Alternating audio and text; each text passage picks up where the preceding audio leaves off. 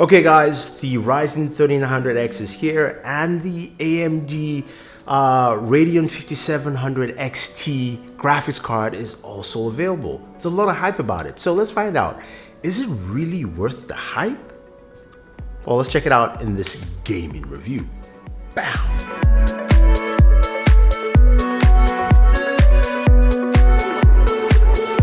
Okay, there's a lot of hoopla about the Ryzen 3 and the Radeon 5700 XT. Now, Ryzen line of processors have been doing really well. Ryzen 1, 2, Threadripper, which is also based off that, as well as also now the Ryzen 3.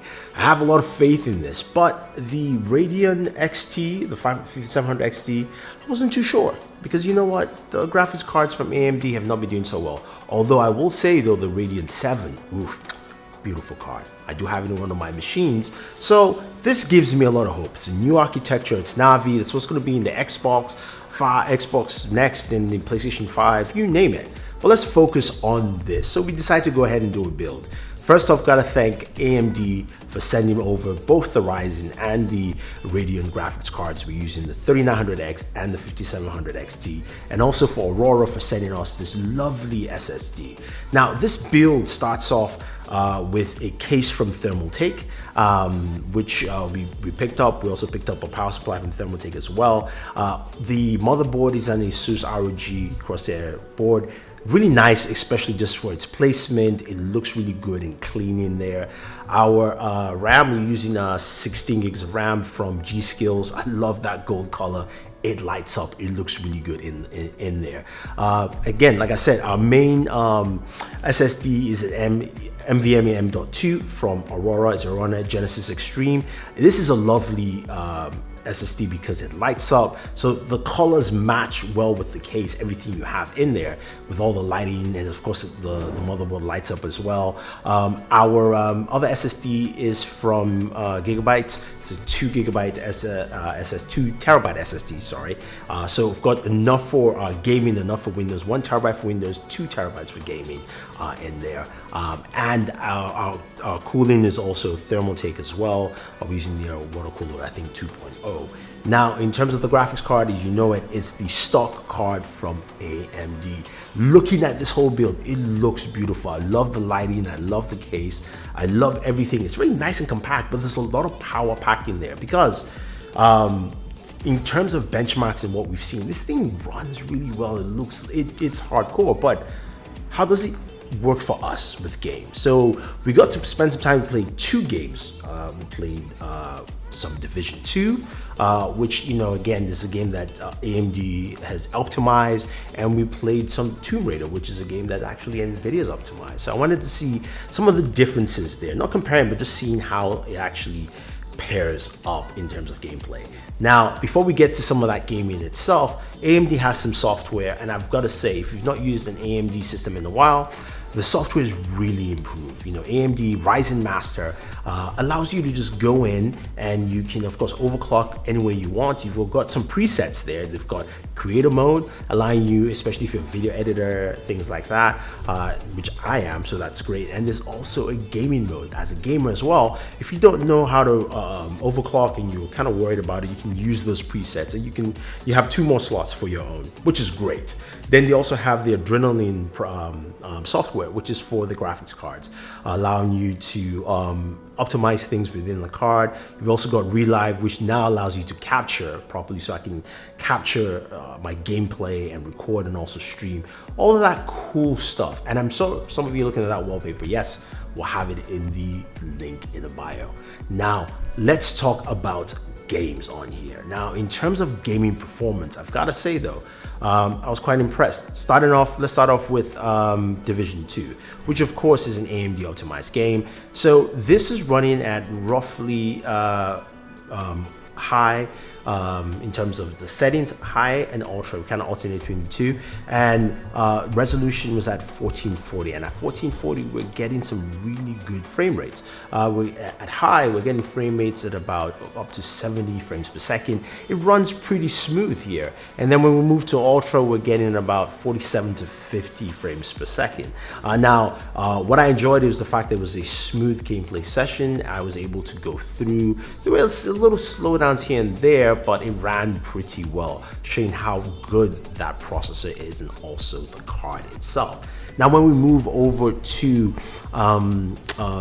Shadow of the Tomb Raider,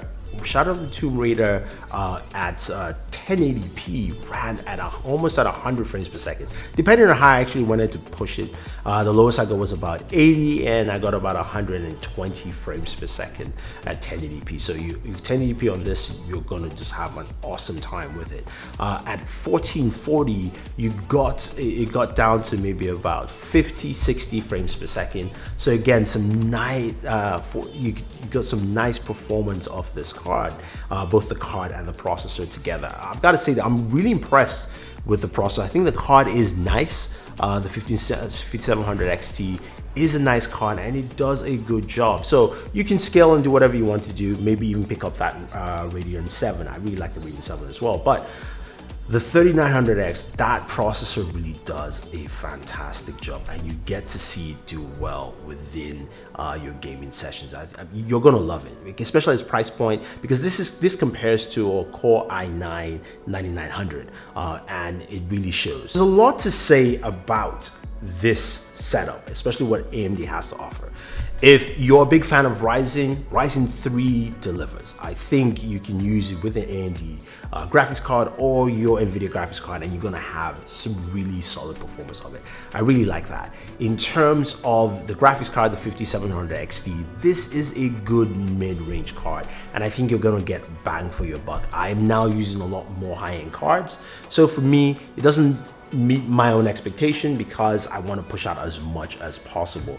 But if you're looking for bang for your buck at $400, you can't go wrong. I think AMD has finally stepped up their graphics card game with a card that makes a lot of sense for gamers, and the combination is great. And thinking about how you can pair all this together, I know some of you are going to be wondering, okay, can you put out links for the things you have in the build? I'll put them in, it's there in the bio, so you can check all of them out, from the SSD, the graphics card, the 1500 XT, the 3900X. Look, I'm really impressed with this whole thing. I think it's really good, and I think a lot of people are going to like it, and I think you will like it too. So if you have any questions or any comments about this build, you know, the games and also just the performance of the 3900X, if you're looking to pick one up, use them down below. The link down below is also the 5700 XT. Look, I like what I see for AMD, so I'm quite impressed right now. The 3900X is really cool. Stay tuned though, I will have a video soon comparing the 3700X to the 2700X. I do have a 2700X build, so I'm going to give you guys some comparisons if you're looking at that also in terms of switching out or upgrading. But think about it this way, this is also the coolest part about the Ryzen processor. You can still use your original Ryzen 1 board for the Ryzen 3. That's super cool. Now, there's some benefits that you will not partake in, like of course the ability to use PCIe 4.0, but the fact that you can upgrade by just switching your chip, lovely. Anyway guys, thank you very much.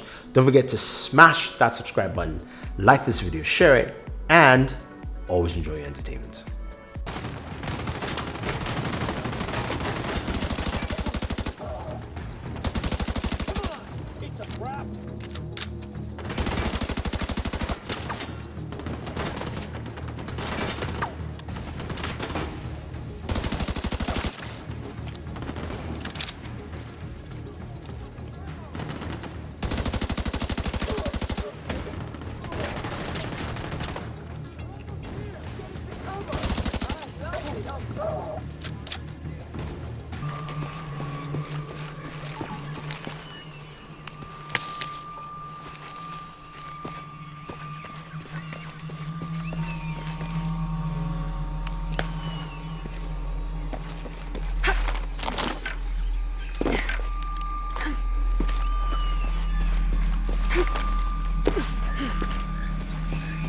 Plane!